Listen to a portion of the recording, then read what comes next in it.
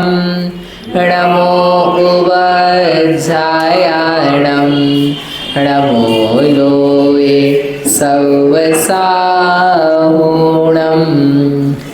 येनात्मा बुद्धतात्मैव परत्वेनैव चापरम् अक्षयानन्तबोधाय तस्मै सिद्धात्मने नमः। परमांगलिक ग्रंथ श्री समाधि तंत्र है। इसके रचयिता आचार्य भगवान पूज्यपाद स्वामी है। इसमें 30वें नंबर का श्लोक प्रारंभ किया था। क्या इसमें? सर्वेन्द्रियाणि संयम्य स्थिमितेनान्तरात्मना यत्क्षणं पश्यतो भाति तत्तत्त्वं परमात्मनः। क्या बताने वाले हैं इसमें क्या कहने के लिए प्रयास कर रहे हैं? जो कल बताया था कि जो आपने कहा आत्म तत्व है, तो इस आत्म तत्व की उपलब्धि कैसे हो। इसके पहले क्या बोला था 29वें में कि विश्वसनीय क्या है? आत्मा, अपनी निज आत्मा में लीनता, उसका जानना पहचानना, ये सबसे विश्वसनीय है। तो फिर प्रश्न क्या होना चाहिए कि इस आत्मा की उपलब्धि कैसे होती है। तो ना उपलब्धि का उपाय बताया, पहले भी बताया था, अब अन्य प्रकार से बता रहे। सर्व इंद्रियों को संयम्य यानी संयमित करके, स्थिमितेन अंतरात्मना, अंतरात्मा होकर के, कैसे? स्थिमित यानी निवृत्त होकर के, प्रवृत्ति रोक करके। 5 इंद्रियां है ना, अगर आत्मा की उपलब्धि करनी है तो जो इंद्रियां हैं, इंद्रियों के विषयों में नहीं लग करके अपने उपयोग को निज आत्मा में लगाने की आवश्यकता होती है। एक बार पहले अपन ने पढ़ा था अतीन्द्रियम अनिर्देश्यम यदहम निर्विकल्पकः। यह जो आत्मा है यह अतीन्द्रिय है। ये एक शब्द आया था। क्या आया था? अतीन्द्रिय। उसका अर्थ बताया था कि एक तो आत्मा इंद्रिय वाला नहीं है, दूसरा आत्मा को इंद्रियों से नहीं जाना जा सकता है। उस समय की बात दोहराते हैं अपन यहाँ पर कि इंद्रियों को संयमित करने की आवश्यकता क्यों है, प्रयोजन क्या है हमारा? आत्मा की प्राप्ति, उपलब्धि, अनुभव। तो उन्होंने उपाय ये दिया है कि इंद्रियों को संयमित करके। तो इंद्रियों को संयमित करने की, इंद्रियों के विषयों में ना घुसा जाए, इसकी आवश्यकता क्यों है। तो पहले सूक्ष्म उत्तर देते हैं, फिर स्थूल दे देंगे। क्यों आवश्यकता है? क्योंकि इंद्रियों के द्वारा क्या जाना जाता है? इंद्रियों के द्वारा क्या जाना, अनुभवा, संवेदा, फील किया जाता है। जैसे ये स्पर्शन इंद्रिय, अपना शरीर अपन ने यहाँ टच किया, हवा टच हुई, तो क्या क्या क्या फीलिंग में आएगा? हाँ, विषय तो आएगा। कौन सा विषय? स्पर्श वाला विषय, ठंडा गरम हल्का भारी। रसना इंद्रिय के द्वारा यदि अपन कुछ जानेंगे तो क्या समझ में आएगा? क्या समझ में आएगा? स्वाद, टेस्ट। घ्राण इंद्रिय नाक के द्वारा यदि अपन जानना चाहेंगे, कुछ संवेदन करेंगे तो किस बात का आएगा? गंध, खुशबू, बदबू का। चक्षु इंद्रिय के द्वारा देखेंगे तो क्या आएगा? नहीं देखेंगे, लेकिन क्या देखेंगे? रंग, रूप, मूर्ति, भगवान, लोग, स्त्री, बच्चा, छोटा बड़ा आदि आदि, वो दिखेगा। कर्ण इंद्रिय का करेंगे प्रयोग तो क्या आएगा? सुनाई देगा। तो ये जितनी चीज़ें आप कह रहे हो 5 इंद्रिय के द्वारा यूज़ करते अपन जान रहे हैं, तो इसमें कहीं पर भी आत्मा है क्या? 5 इंद्रियों के द्वारा प्रयोग करने पर आत्मा जानने में आ रही है क्या? जैसे उदाहरण के लिए एक लड्डू लिया और लड्डू को ये आपको दिया, देखो भैया आप लड्डू लो, पेट भर लो, लड्डू लो और पेट भर लो। देखो आप देंगे नहीं, देखना है आपको, तो पेट भर जाएगा कि नहीं? अरे लड्डू, अरे अच्छा एक नहीं दे रहे, थाल भर के दे रहे। थाल भर के लड्डू आपके सामने हैं तो उसको आपको 1 घंटा मिलेगा पूरा देखने का, पूरा 1 घंटा मिलेगा। तो बताओ मिंटू, पेट भरेगा कि नहीं भरेगा? गजब ही लोग हो आप। एक थाल में खुश नहीं हो, कितनी भूख लग रही है आपको? 3 थाल हैं, 3 थाल, 10 थाल, कितने चाहिए? और जितने चाहिए उतने लगवा देंगे हम। लेकिन क्या है, 1 घंटे की बजाय 3 घंटे दे देंगे, ठीक है? अब तो चलेगा? नहीं होगा। है क्यों नहीं चलेगा? कि भाई देख रहे हैं, स्पर्शन का विषय नहीं बन रहा है। पेट भरने के लिए उसको पेट के स्पर्शन का, भारी पेट का नहीं, भीतरी पेट का।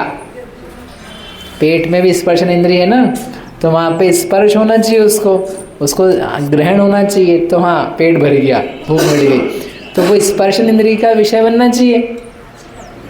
रसना इंद्रिय के विषय से पेट नहीं भरता है। आपको पता नहीं है किसके विषय से पेट भरता है? स्पर्शन के। जो फील होता है ना, मेरा पेट भर गया, पेट भर गया, तो पेट भरना आपके ज़ुबान से जानते हो, हैं? नाक से जानते हो, आँख से जानते हो, कान से, काय से जानते हो? स्पर्श से। हाथ लगाने की जरूरत नहीं पेट पे, अपने आप पेट के भीतर की स्पर्शन इंद्रिय से क्या ज्ञात होता है? पेट भर गया। जैसे कि कोई दर्द होता है वैसे के वैसे। मतलब ये है कि हम ये जानते हैं कि लड्डू को देखेंगे तो उससे पेट नहीं भरेगा, उससे देखने का ज्ञान होगा। तो कह रहे हैं, यही तो हम समझा रहे हैं कि आत्मा की उपलब्धि कैसे हो। तो तुम चक्षु से देखोगे तो आत्मा कैसे दिख जाएगी? तुम घ्राण का यूज़ करोगे, नाक का, तो आत्मा कैसे दिख जाएगी? तुम कानों का प्रयोग करोगे, आत्मा आत्मा आत्मा शब्द सुनोगे, तो उससे आत्मा कैसे दिख जाएगी? तुम छूते रहोगे यहाँ वहाँ कहीं भी, तो उससे आत्मा कैसे दिख जाएगी? तुम चखते रहोगे जीवान खोल के, तो उससे आत्मा कैसे दिख जाएगी? क्यों? क्योंकि वो उसका विषय नहीं है, वो उसका सब्जेक्ट नहीं है। जैसे आँखों का विषय पेट भरना विषय नहीं है। भले थाल के थाल मान दो आप, भले घंटों देखते रहो, भूख बढ़ सकती है, खत्म नहीं हो सकती है। वैसे के वैसे पांचों इंद्रियों से अपन घंटों जानते रहें, महीनों जानते रहें, पढ़ते भी रहें, भगवान को भी छूते रहें, तब भी आत्मा की उपलब्धि नहीं होने वाली, क्योंकि उसका विषय नहीं है। इतनी सरल बात है वो। समझ में ही बात? सर्व इंद्रियाणि संयम्य, ये बात क्यों लिखी उन्होंने?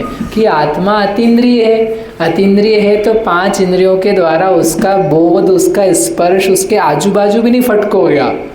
लड्डू को देखने से भूख मिटने के आजू बाजू भी नहीं हो आप। आजू बाजू तब वो जब एक आया लड्डू और पेट में गया तो थोड़ी भूख मिटी, एक कण भी गया तो थोड़ी मिटी। देखने से तो आप बहुत दूर हो अभी भूख से, भूख मिटाने से। वैसे पांचों इंद्रियों का प्रयोग करते हुए आत्मा से भी बहुत दूर हो, वो विषय नहीं, सब्जेक्ट ही नहीं है। आप थोड़ा सा ध्यान में बैठो, स्पर्श करने लगो स्वयं को, हाँ ये चेतना है, तब तो फिर भी नज़दीक आए कि हाँ कुछ हो रहा है। मन का प्रयोग यदि कर रहे हो, 5 इंद्रिय का नहीं, मन का प्रयोग यदि कर रहे हो, तब तो फिर भी कदाचित हाँ पास में आए। लेकिन आप 5 इंद्रिय के ही लगे हुए हो, तो वो कह रहे हैं कैसे हो जाएगा, कैसे हो जाएगा? अभी ये नहीं बता रहे हो हम इस विषय में कि पाप पड़ेगा, तुम कहाँ आसक्ति में हो, वहाँ पर कषाय है, वो सब कुछ भी नहीं कह रहे अभी हम बहुत आपको टेक्निकल बात कह रहे हैं कि इस चीज़ का ये विषय है ही नहीं, ये इससे पकड़ में आने ही नहीं वाला है, तो अपन इससे कैसे पकड़ लेंगे? और आप बोले नहीं मेरे को चाहिए ही नहीं। हाँ नहीं चाहिए तो कोई बात नहीं है। आपको यदि अभी भी ये समझ में नहीं आया कि मुझे आत्मा चाहिए है, ये ग्रहण नहीं करना चाह रहे, ये नहीं चाहिए, तो कोई बात ही नहीं, फिर जो कर रहे सो करते रहो, करते रहो, फिर मानते रहो शत्रु मित्र लोगों को, करते रहो तेरा मेरा, करो 4 गति में, उसके लिए तो कोई बात ही नहीं। लेकिन जिसको इतना प्रश्न आ गया इसके ऊपर का श्लोक पढ़ के कि विश्वसनीय अभय का स्थान, निर्भयता की इस जगह, तो ये मेरी आत्मा ही है। मुझे निर्भय होना, मुझे किसी के भरोसे नहीं रहना, जिसको मैं अच्छा समझ रहा हूँ वो सब मेरे लिए दुखद है, वो मेरा इष्ट चाहे तब भी मेरे लिए दुखद है। हमारे पिताजी हैं, हमारा इष्ट चाहते हैं, इष्ट चाहते हैं तो हमको अतिशय प्रेम उनसे। अब वो प्रेम है, उसमें कभी दिक्कत आएगी कि नहीं आएगी, कभी छूटना होगा कि नहीं होगा। बाकी छोड़ दो बातें कि कभी वो कुछ हुआ, लेकिन छूटना होगा कि नहीं। तो उस दिन आंखों से आंसू बहेंगे कि अच्छा लगेगा। जिस जिसका विश्वास है उसमें दिया है। आत्मानुशासन में गुणधर आचार्य ने व्यक्ति को समझाते हुए, एक व्यक्ति रो रहा है, उसके आंसू बह रहे हैं। बोले क्यों रो रहा है बेटा? बोले मेरे पिताजी चले गए, मेरी पत्नी प्रिय थी, बहुत ध्यान रखती थी, बिल्कुल आज्ञा में रहती थी, कुछ भी नहीं बोलती थी, मैं बोलता था वही बस मानती थी, और कुछ भी मुंह से जबान नहीं निकलती थी उसकी, इतनी प्यारी पत्नी थी। तो फिर अब रो क्यों रहे हो? बोले चली गई, इष्ट थी मेरी। तो क्या उत्तर दिया आचार्य देव ने कि वो तुम्हारी इष्ट नहीं थी, वो इष्ट ही कैसा, इष्ट यानी प्रिय ही कैसा, जो अपने लोगों को रुलाए। यदि वो जाकर के तुम्हें रुला रहा है, इसका मतलब वो तुम्हारा इष्ट नहीं है। ये गुणभद्र आचार्य ने लिखा कि वो इष्ट नहीं, जिसको तुम इष्ट समझ रहे हो वास्तव में भी वो तुम्हारा हित भी चाहता होगा, लेकिन फिर भी वो तुम्हारा इष्ट नहीं है, क्योंकि वो तुमको रुलाता है। और जो रुलाता है एक्चुअल में वो तो रुला ही रहा है जो रुला रहा है वो तो रुला ही रहा है, और जो दिख रहा है कि ये प्रेम कर रहा है वो भी क्या कर रहा है? रुला रहा है। बोले क्यों रो रहे हो? इष्ट है ही नहीं, कोई इष्ट होते ही नहीं है। इष्ट यदि कुछ है तुम्हारे लिए तो वो तुम खुद हो। और बाहर में भी देखना है तो ये फिर भगवान है, ये रुलाते नहीं, ये छोड़ के नहीं जाते। आप जहाँ भी जाओगे आपको भगवान मिल जाएंगे, ये तुम्हारी भावना है। तो समझ मारी बात। इसलिए वो कह रहे 5 इंद्रियों को संयमित करो, क्योंकि टेक्निकल प्रॉब्लम है। 5 इंद्रियों का भरपूर यूज़ करते हुए यह आत्मा जानने में नहीं आ सकती, इम्पॉसिबल। जैसे लड्डू को देख करके पेट नहीं भर सकता है, वैसे 5 इंद्रियों से आत्मा ग्रहण नहीं हो सकती है। अब बताओ सही लिखा है कि नहीं? सर्व इंद्रियाणि संयम्य, सारी इंद्रियों को संयमित करो, यानी उसके विषय को देने की बजाय थामो थोड़ी देर के, कुछ समय के लिए रोको। रोक करके फिर क्या करना वो बताते हम तुमको, लेकिन रोको। अब इसमें कोई तकलीफ वाली बात है क्या? इसमें कोई त्याग तपस्या की बात है क्या? ये तो अपने प्रयोजन की बात है। हम चाहते थे भाई लड़का है, बच्चा है, उसको एजुकेशन करना है, तो वो भी कहेगा, दूसरे भी कहेंगे अभी 2, 3, 4 साल थोड़ा थामो, घूमना फिरना, खाना पीना, इधर उधर मटर गश्ती ये सब रुको, बाद में कभी देखेंगे, पहले तुम पढ़ लो फिर करेंगे सब, या देखेंगे उसके बाद, राइट। तो ऐसे ही अभी क्या करो, पहले आत्मा नहीं मिला है तो 5 इंद्रियों को रोक करके पहले आत्मा प्राप्त करो, फिर मिल जाएगी, फिर अपन देखेंगे क्या करना। समझ में आया? बोलो महावीर भगवान ने की।